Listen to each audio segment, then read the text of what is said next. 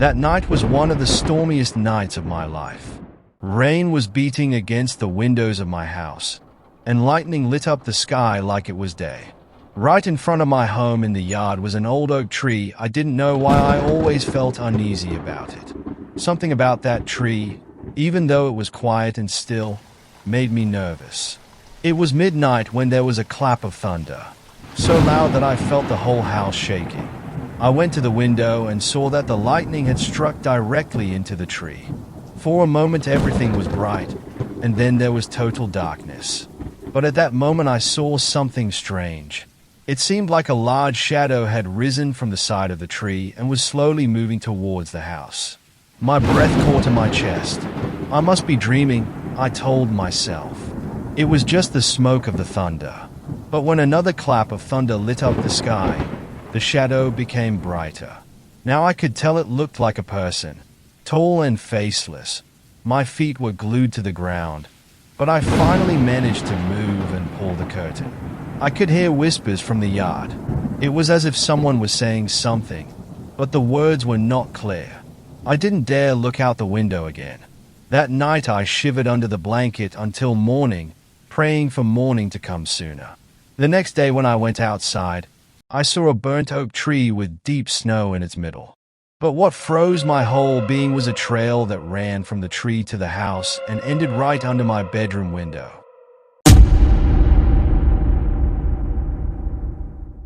That night was the stormiest night I had ever seen.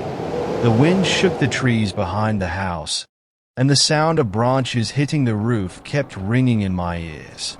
The rain beat against the window panes and the lightning flooded the house every few minutes. I was alone in the house and tried to calm my mind by reading a book, but a strange sound from above, from the attic, distracted me.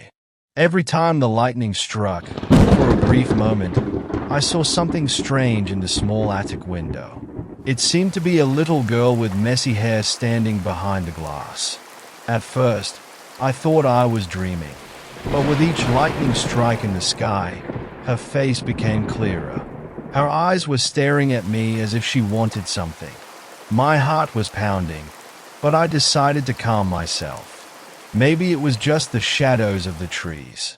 I picked up my flashlight and climbed the narrow attic stairs. With each step I took, the howling of the wind and rain grew louder. Finally, I reached the door and slowly opened it. The room was cold and empty. No one was there, but the window was open and the wind stirred the old, dirty curtains. As I approached the window, I saw something strange. There was a small mark on the glass of the steamer as if someone had touched it from the inside. I was still looking at it when suddenly I heard a soft laugh behind me. I froze, not daring to turn around.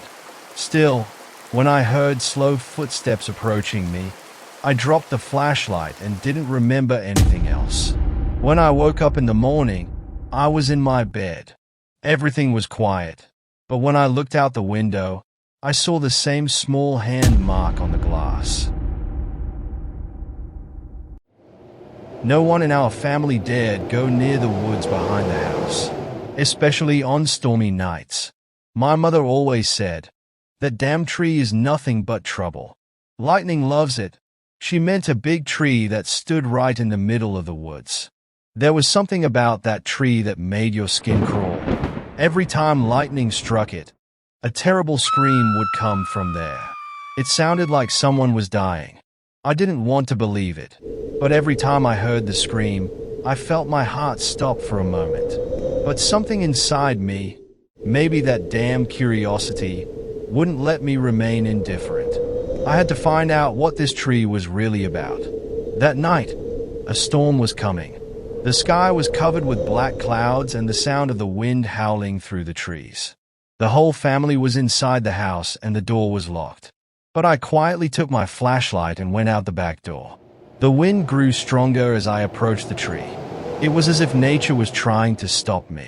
When I reached the tree, the light from my flashlight fell on its large, old trunk. The bark was black and cracked as if it had been burned. Suddenly, lightning split the sky, and for a moment everything was lit up. At that moment, A scream came from inside the tree. A shrill, painful sound. My heart pounded, but I couldn't move. I held the flashlight to the trunk of the tree and watched as the cracks opened and closed like a mouth. I took a deep breath and began to search. Under the tree was soft soil that looked like it had just been dug. With trembling hands, I began to dig. As I pushed the soil aside, I felt something hard under the soil. I lowered the flashlight and saw a skull sticking out of the ground. I felt my whole body freeze. Next to the skull was a small metal plaque. The name Joseph Carter was engraved on it. At that moment, another scream rang out.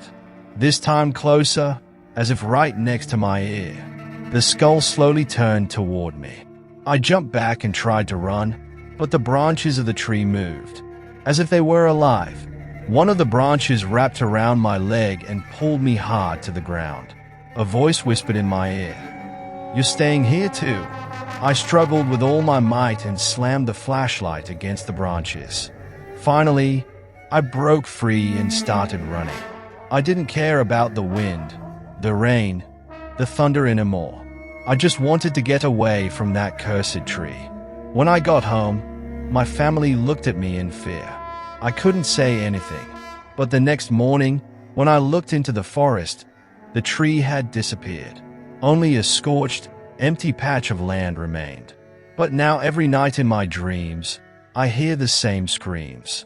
And some nights, when it rains, I feel a branch banging on my window, as if it were trying to take me back to the forest.